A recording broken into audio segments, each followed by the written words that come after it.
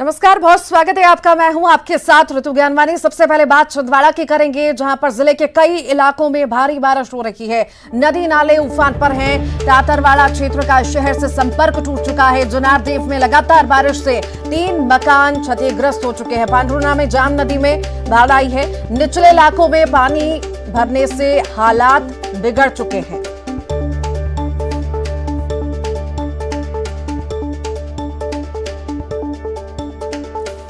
झमाझम बारिश का दौर शुरू हो चुका है और कई जगह जलभराव की स्थिति बन चुकी है, कई जगह बाढ़ की स्थिति बन चुकी है और हर कहीं हाहाकार मच रहा है। ये तस्वीरें आपके सामने हैं। जिले के कई इलाकों में पानी भर चुका है, लोग परेशान हो रहे हैं।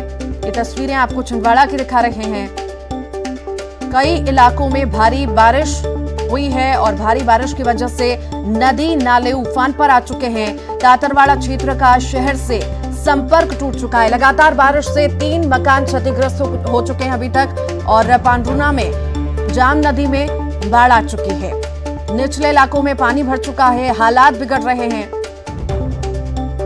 ये छिंदवाड़ा की तस्वीरें हैं, जहां पर भारी बारिश की वजह से नदी नाले उफान पर है।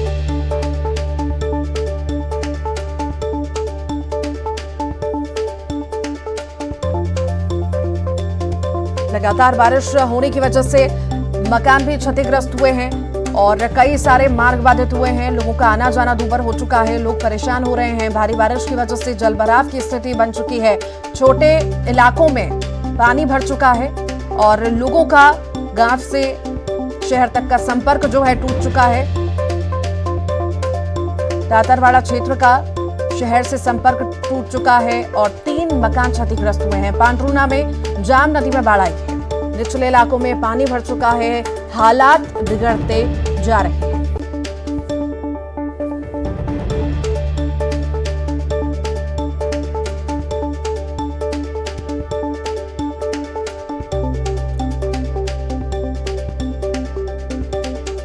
और ज्यादा जानकारी के लिए हमारे साथ संवाददाता जुड़ गए हैं राजेश करमेले। राजेश, क्या ज्यादा जानकारी? भारी बारिश हो रही है, हर कहीं पानी पानी।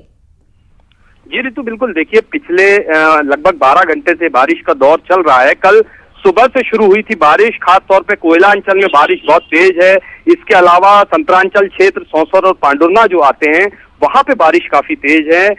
हालात ये है कि जुन्नारदेव से टाटरवाड़ा एक गांव है, जहां बीच में पुल है नदी का, उसके ऊपर से नदी उफान पे चल रही है, जिसकी वजह से टाटरवाड़ा गांव के लोगों का संपर्क मुख्य मार्ग से टूट गया। इसके अलावा पांडुर्ना में भी जाम नदी उफान पर है, न्यूटन में नदी उफान पर है। देखिए, जो लोग हैं वो जान जोखिम में डालकर नदी पार कर रहे हैं। ये हालात कमोवेश हर कहीं बने हुए हैं और बारिश का दौर अभी भी चल रहा है। जी ऋतु, आखिर राहत किस तरह से लोगों को दी जा रही है? जिस तरह से आप बता रहे हैं, निचली बस्तियों में पानी भर चुका है, कई जगह का संपर्क टूट चुका है, तो लोगों को कैसे सुरक्षित बाहर निकाला जा रहा है? जी ऋतु, देखिए, प्रशासन ने अलर्ट जारी किया था और प्रशासन के अधिकारी लगातार गांव वालों से संपर्क में हैं।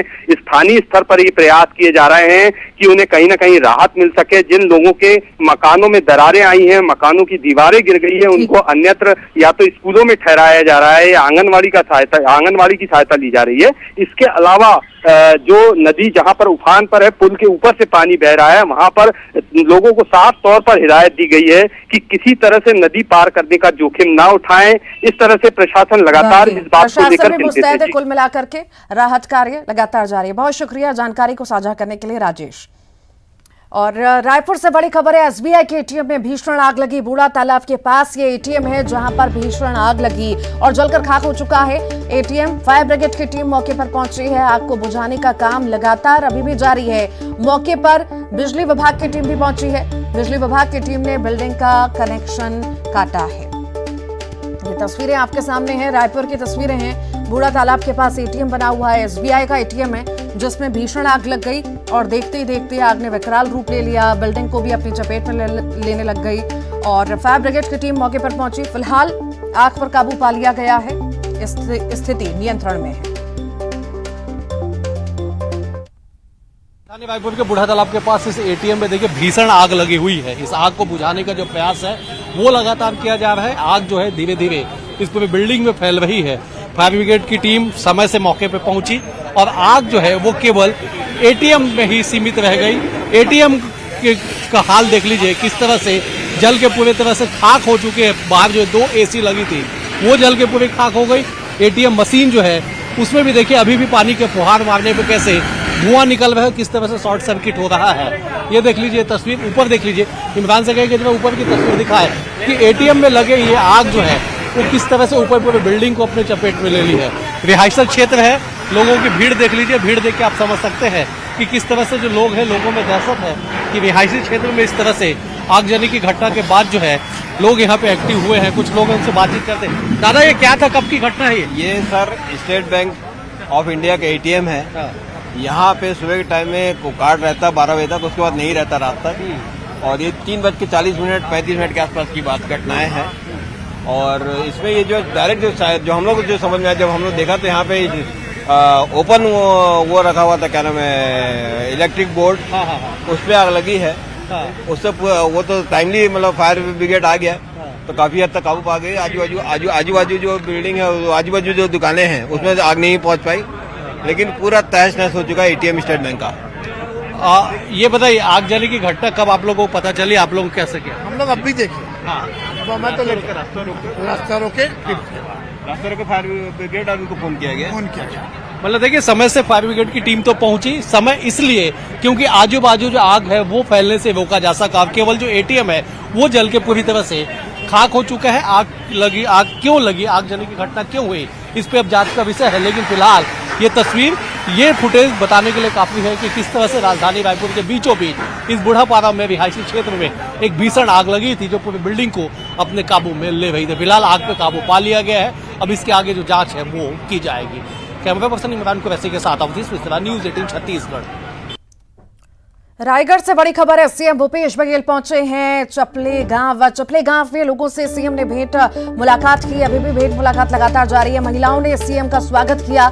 छिंद पत्ते से बने मुकुट को पहनाकर सीएम का स्वागत किया गया। सीएम ने महिलाओं को साड़ी देकर सम्मानित किया। सर्व आदिवासी समाज ने भी सीएम का बांस से बने मुकुट पहनाकर और मांदर भेंट कर सम्मानित किया। छत्तीसगढ़ महतारी की पूजा कर मुख्यमंत्री ने आम लोगों से संवाद शुरू किया। प्रभारी मंत्री प्रेमसाय सिंह और उच्च शिक्षा मंत्री उमेश पटेल भी सीएम के साथ मौजूद हैं।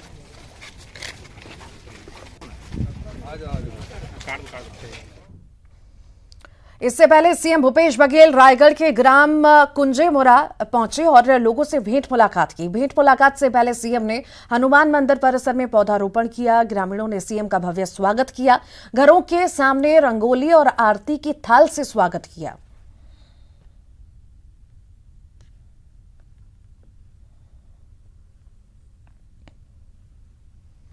और एक और बड़ी खबर रायपुर से है। कौशल्या मंदिर का दर्शन किया। आरएसएस प्रमुख मोहन भागवत ने दर्शन किया। चंदखोरे स्थित माता कौशल्या धाम पहुंचे मोहन भागवत। माता कौशल्या मंदिर में पूजा अर्चना की। पूरे परिसर का जायजा लिया। कौशल्या मंदिर दर्शन करने कांग्रेस ने भी आमंत्रित किया था। सीएम भूपेश बघेल ने ट्वीट कर कहा कि हमने मोहन भागवत जी को माता कौशल्या मंदिर दर्शन के लिए आमंत्रित किया था। मुझे विश्वास है कि वहां पहुंचकर उन्हें शांति की अनुभूति हुई होगी। मंदिर का नया स्वरूप, मां कौशल्या की ममता, ढांचा राम की शक्ति का उन्हें एहसास हुआ होगा। हम उन्हें गौठान भी देखने के लिए आमंत्रित करते हैं, जिससे गौ माता की सेवा, उन्हें उत्पादकता से जोड़ना इत्यादि जान सके। संस्कृत अनिवार्य विषय के साथ स्वामी आत्मानंद स्कूल योजना के अंतर्गत तैयार शानदार स्कूल भी यदि देखेंगे तो शिक्षा, संस्कार, आधुनिकता एक साथ जोड़ना भी सीख सकेंगे।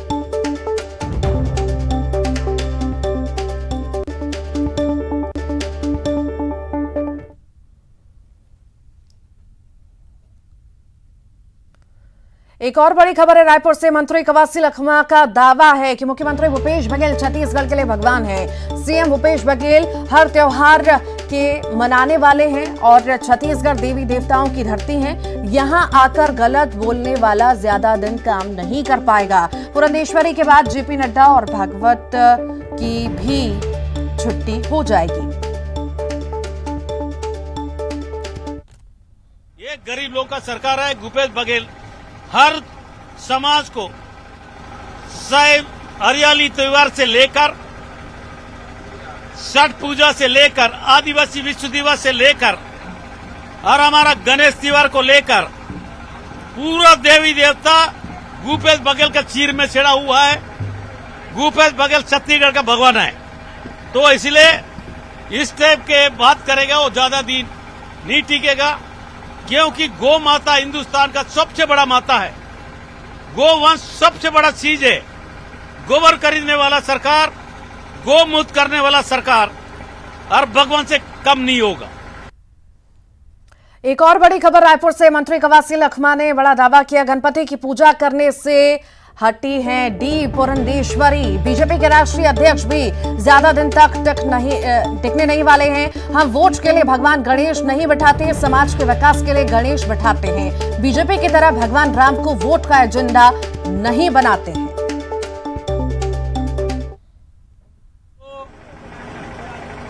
और तुम्हारा राष्ट्रीय अध्यक्ष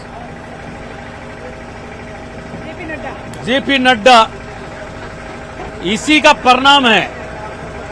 जो प्रदेश अध्यक्ष थी मां ससु थी डी बुलंदशोरी, आप ही आट गया, उसको पता ही नहीं चला। ये जो डोंगरास रहे ना, हम भगवान के पूजा करने वाले लोग हैं, हिंदुस्तान को मानने वाले लोग हैं, ये डोंगी लोग हैं।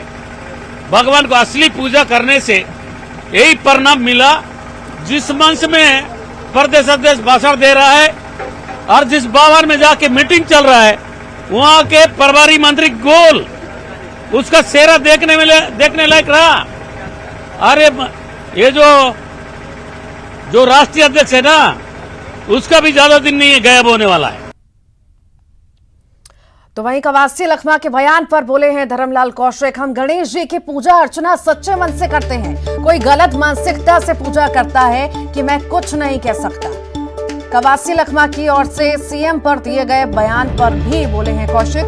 लखमा के बयान के आधार सीएम की वशवाली की जांच होनी चाहिए। मंत्री ने जो बयान दिया है ये गंभीर मामला है। आबकारी मंत्री भूपेश बघेल के पूर्वजों को आदिवासी बता रहे हैं। इस मामले में रिसर्च के लिए टीम गठित होनी चाहिए। इसे तो नहीं किया जाता कि कुलसित मन से नहीं किया जाता, स्वच्छ मन से किया जाता है। देश की समृद्धि के लिए, सुख समृद्धि के लिए, प्रदेश के सुख समृद्धि के लिए, समाज की समृद्धि के लिए, परिवार के सुख समृद्धि के लिए किया जाता है।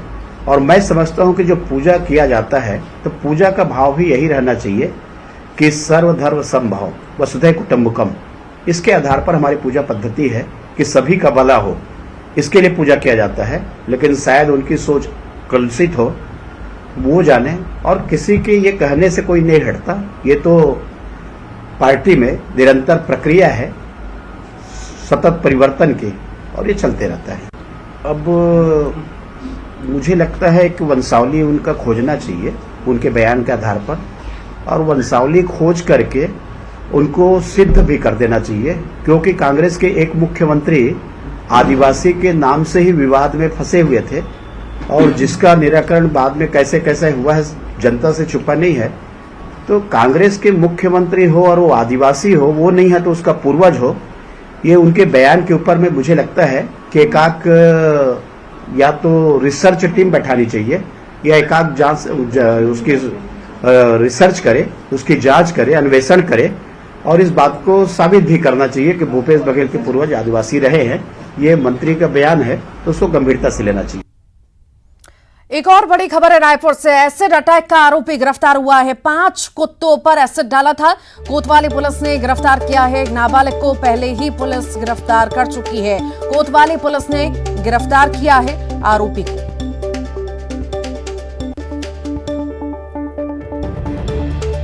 एसिड अटैक का आरोपी गिरफ्तार हुआ। इस वक्त की बड़ी खबर आपको रायपुर से बता रहे हैं। 5 कुत्तों पर इस आरोपी ने एसिड डाला था और अब इसकी गिरफ्तारी हुई है।